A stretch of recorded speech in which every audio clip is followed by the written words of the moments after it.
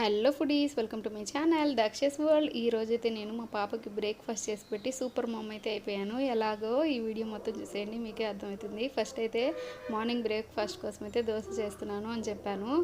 పాప అయితే no mummy please నాకు దోశ అయితే వద్దు అండి, ఎందుకంటే 2 డేస్ నుంచి పాపం దోశ తింటుంది. కానీ ఈరోజు అయితే నాకు దోశ వద్దు ప్లీజ్ ప్లీజ్ అంటుంది.